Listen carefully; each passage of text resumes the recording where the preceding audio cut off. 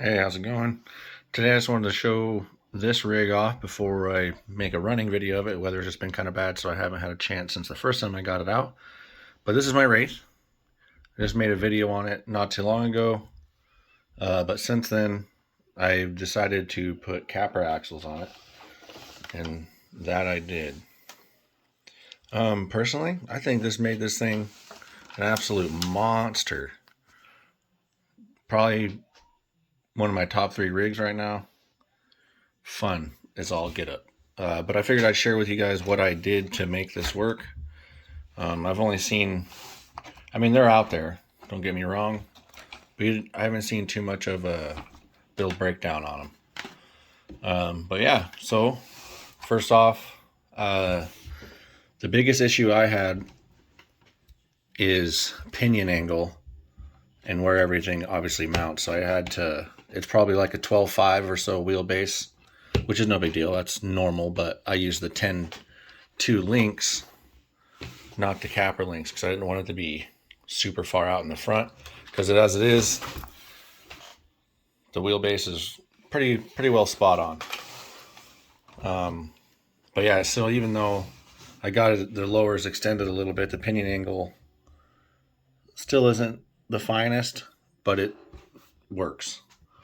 The front, I had pretty much the same issue, so it was pointed up, but you don't want that because that puts too much caster in it, and you don't want that. You want to have your tires, straight up as you can, I guess.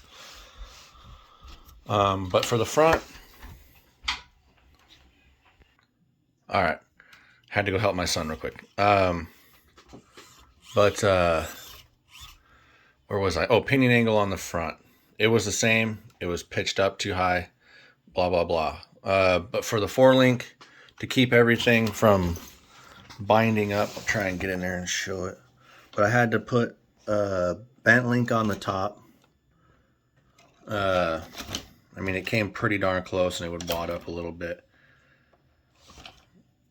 The rear, perfectly fine. It gets real close. But putting those bent links on there in the front really changed it. But I just noticed, actually, I gotta grind my servo horn or something. It actually touches the... I just put that one on there. I guess I'll have to go back to the old Vanquish. But I wanted that long one for the steering throw. And I just replaced the housings too. That's funny. But yeah, so for the chassis, to get that to slide through, you see there's that's called a BPC Wraith chassis mount. I just cut the center of it out and cut the crossbar in the front out so the servo could pass through, and that gives it a little more rigidity in the chassis because you have to cut the radio box out. Let me grab one and I'll show you. All right, so yes, here's the radio box, receiver box. This you have to cut out of there. I guess you can take it out completely, but then you don't have the spacing from these little pieces here on the corners. So on mine, it's kind of hard to see in there, but right there, I cut them off of another box and put them in there.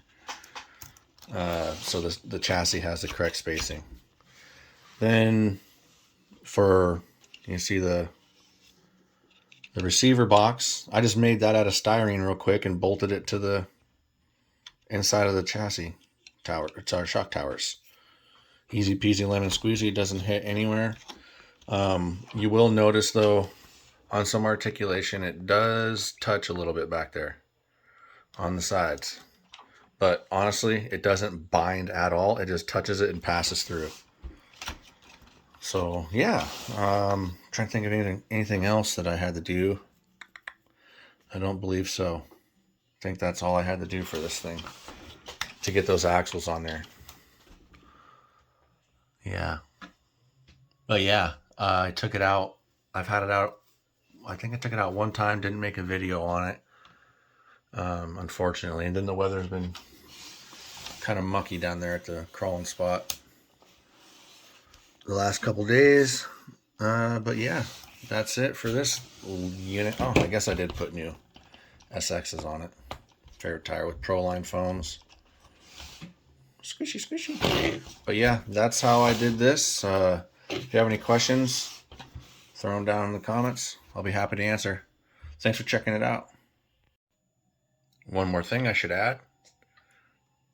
I had to trim the spur cover. It looks like the drive shaft is still touching, but that was another spot that bound up real tight. So I'd recommend trimming that as well if you were into this swap.